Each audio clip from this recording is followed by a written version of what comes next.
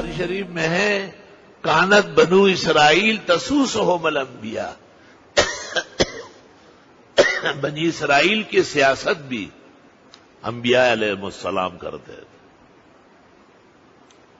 کلما ہلک نبی خلف بعدہ نبی، جب ایک نبی فوت ہو جاتا اس کے بعد ایک اور آ جاتا.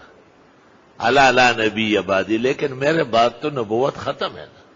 فسیکون الامراء، خلفاء امراء علماء آئیں گے، فیکثرون، خوب ہوں گے. بخاری شریف جلد اول 14واں پارہ، کتاب الانبیاء.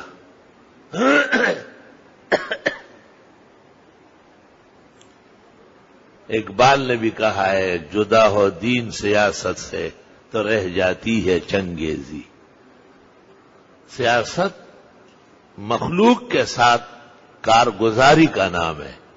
مخلوق کے ساتھ کارگزاری تحت شرع ہو تو اسلامی سیاست ہے، اور ما فوق شرع ہو تو فرعون اور نمرود و حامان کی رذالت ہے، سیاست نہیں.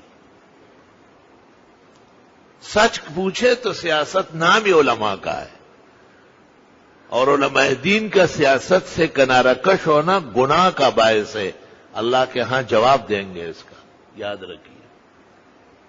درس دینے والا، ممبر سنبھالنے والا عالم کم ہمت ہے، سیاسی علماء باہمت ہے. یہاں تو جتنے بیٹے ہیں وہ ہمیں حضرت حضرت کرتے ہیں، لیکن وہاں پر تو بڑے ترم خان موجود ہے، انانیت سے لبریز، ہر شخص کا اپنا منشور، جماعت، قواعد، ضوابط.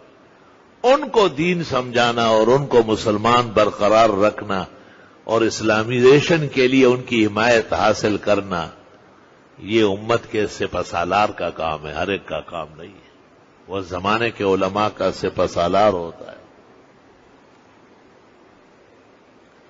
لوگ جو اپنی دانش میں سیاسی مولویوں کو برا بھلا کہتے ہیں، یا جہالت کی وجہ سے کہ جاہل بہت بڑے ہیں، اور یا یہ کہ وہ اسرار و حکم ان کے علم میں نہیں ہے جو سیاسی عالم دین کے سامنے پیش آتے.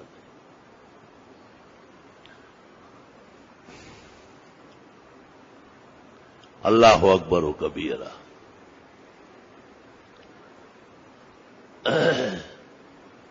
علامہ ابن خلدون نے مقدمہ کے اندر سیاست کا معنی لکھا ہے، تعریف کی.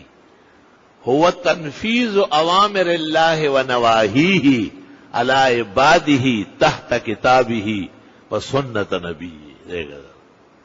اللہ تعالیٰ کے احکام بندوں پر نافذ کرنا، یا جن چیزوں سے خدا نے منع کیا ان سے روکنا قرآن و سنت کے مطابق، اس کو سیاست کہہ دے. تو یہ غیر عالم کیسے کر سکتا ہے؟